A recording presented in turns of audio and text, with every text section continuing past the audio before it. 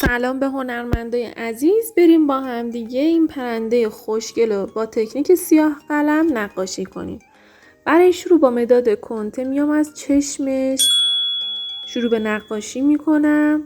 سعی میکنم سفیدی داخل چشم رو نگه دارم و از سفیدی خود مقوا استفاده کنم و بعد با محوگم محوش میکنم.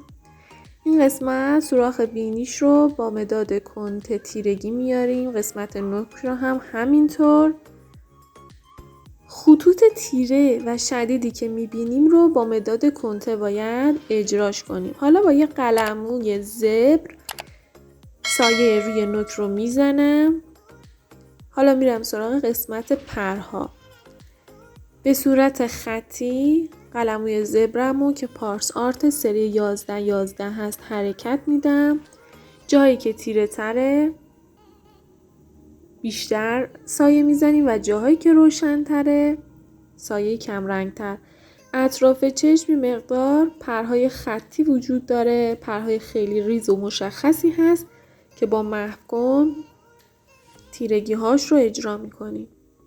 حتما کانال یوتیوبمون رو سابسکرایب کنیم که آموزش های بعدی رو از دست ندیم.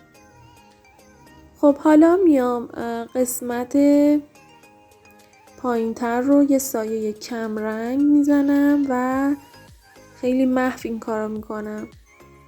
سعی کنین سایه ها رو سر جای خودش بیارین. جاهایی که تیره تره پس سایه تیره تر بزنین. یه مقدار حالت قلمو رو که میارم تیکه تیکه است به خاطر اینکه حس پرها رو ایجاد کنم. اینجا نباید سایه هاتون یک دست باشه.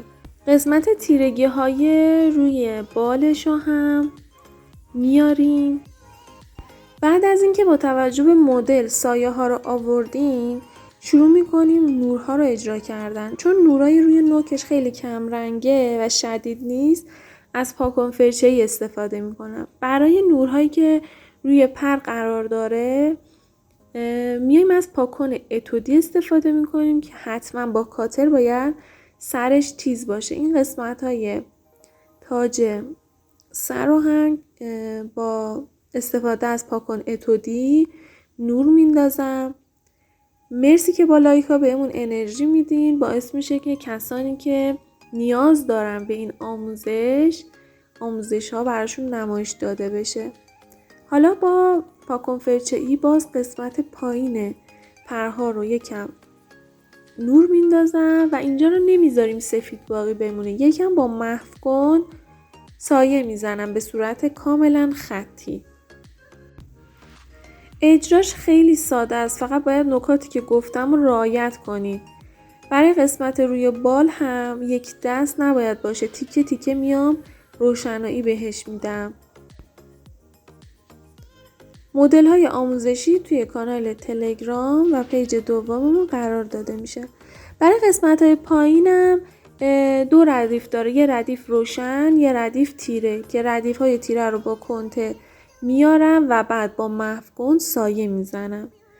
قسمت های روشن رو میایم با پاکن اتودی روشن‌تر میکنیم. کاملا خطی که حس پرها ایجاد بشه. اینجا هم یکم با پاکن اتودی نور میندازم و بعد میریم سراغ اجرای پاهاش. توی این قسمت اول میام پاها رو با قلمو سایه میزنم. یه سایه یک دست میزنیم فرم پا مشخص بشه و بعد با استفاده از مداد کنته میام ناخوناشو میکشم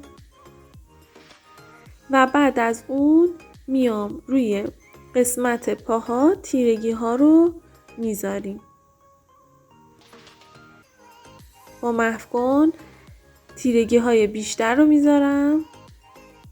روی ناخونشم محو میکنم. حالا تیرگی های خطی و شدیدی که وجود داره رو با کنته میذاریم. بعد میایم با پاکن اتودی بینشون رو روشنایی ایجاد میکنیم تا حس پا به خوبی ایجاد بشه. اون یکی پاش هم به همین روش اجرا کنید. این نقاشی که میبینین اثر هنرجومون هست. دومین تابلوشه که خیلی قشنگ کار کرده. اینم از نتیجه.